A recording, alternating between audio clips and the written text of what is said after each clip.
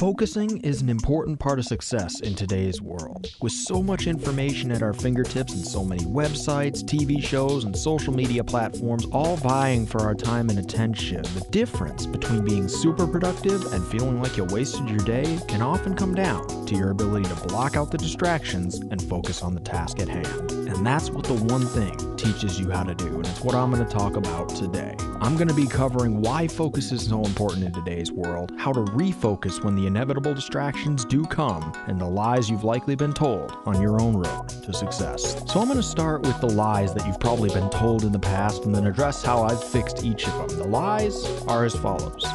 1. A disciplined lifestyle is necessary for success. 2. Everything on your to-do list matters equally. 3. Your willpower will always be on will call. And 4. Multitasking makes you more productive. Now, the first and most important thing to understand when it comes to productivity is that it doesn't have much to do with being a very motivated and disciplined person. No, really, it doesn't.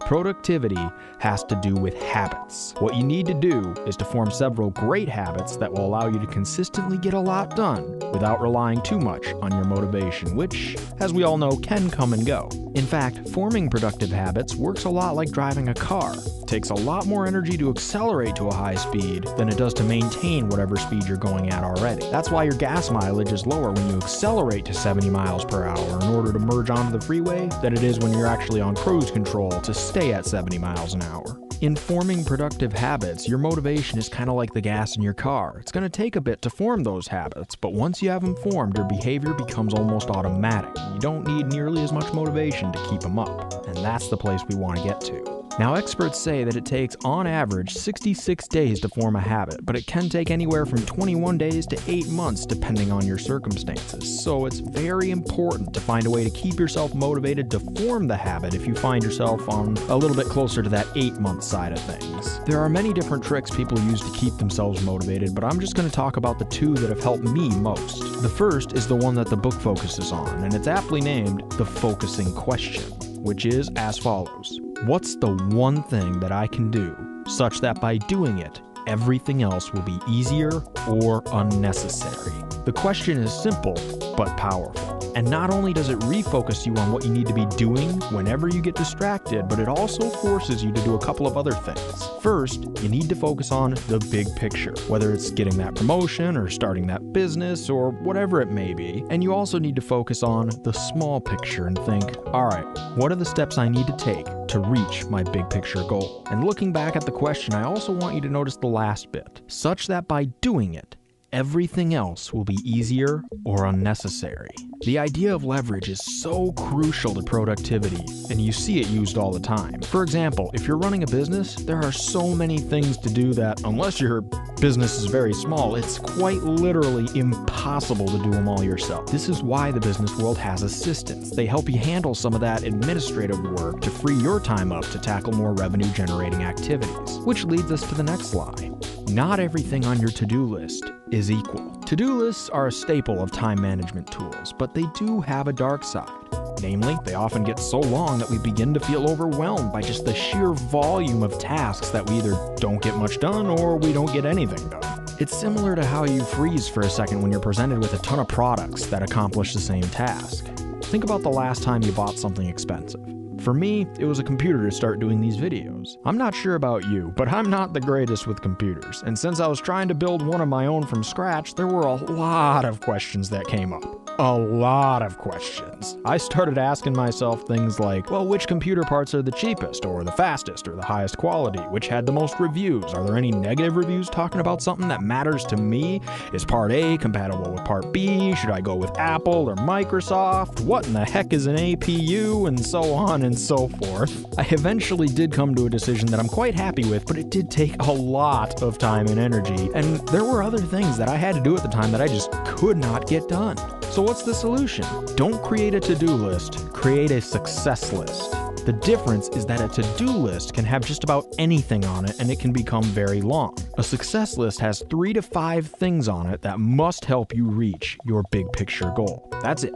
3 to 5 tops. And the smaller and more specific, the better. This probably means that you'll be cutting a lot of things out, but that's good. That's the point. And the way that you find what you should put on your success list is, again, by asking the focusing question from earlier. What's the one thing that I can do such that by doing it, everything else will be easier or unnecessary? In my computer example, it turns out that I actually knew a friend that knew someone who built computers. So I was able to go ask them and ask what parts I would need for what I was going to do, and that made most of my research easier and some of it even unnecessary. Now, having a success list is all fine and good, but in my experience, there were still days that I just got up and didn't feel like completing the tasks on my list, even when the focusing question was there to help me keep going. And that's because your willpower isn't always on will call, unfortunately. Sometimes you have it and sometimes you don't. So the second trick that helped me is known as the 3-2-1 trick. What you do whenever you're confronted with a task that you don't want to do is you start counting down. 3, 2, 1. And as soon as you say 1, you get up and you finish that task. The only rules are that the task needs to be possible, and you need to be able to do it right now. That's why being specific and going very small with the things on your success list is key, because it allows you to cross that item off your list, get the great feeling that comes with it, and quickly ingrain this habit into your life. The last lie is that multitasking will make you more productive, and wow, this one has been big in my generation, to the point that it even seems some companies are encouraging you to multitask constantly. I've been told that multitasking is one of the more valuable skills that I can put on my resume. I mean, what? No! Study after study after study has consistently shown that multitaskers aren't nearly as good at multitasking as they think they are, and it doesn't make anyone more productive. Makes you more busy, but that's not the same thing. I'll leave some links in the description below to some of the studies on multitasking if you're interested, but so many people have covered it already that I'm not going to spend any more time on it. I think we all know that multitasking doesn't actually make you more productive, even though we all seem to do it sometimes. I still do from time to time, but whenever I catch myself doing it, I again just try and refocus on that one task at hand, and generally, I find myself becoming more productive. So to wrap up this video, I have a challenge for each of you. I want you to take a minute and envision your dream life. Don't limit yourself. Go as big as you want to. Maybe you want to have enough money to retire, go live on a beach somewhere. Maybe you want to travel the world. Whatever it is, picture it in your mind. Then I want you to follow the chart on the screen and figure out what you need to do in each time period in order to live your life on the next level. And then comment down below, what does your next level life look like? I'd be interested to hear about them. And lastly, if you like this content and want to see more, be sure to subscribe. I've got a lot of great stuff planned for the future, but until next time, guys, remember, don't let anyone stop you from taking your life to the next level. Get out there and crush it.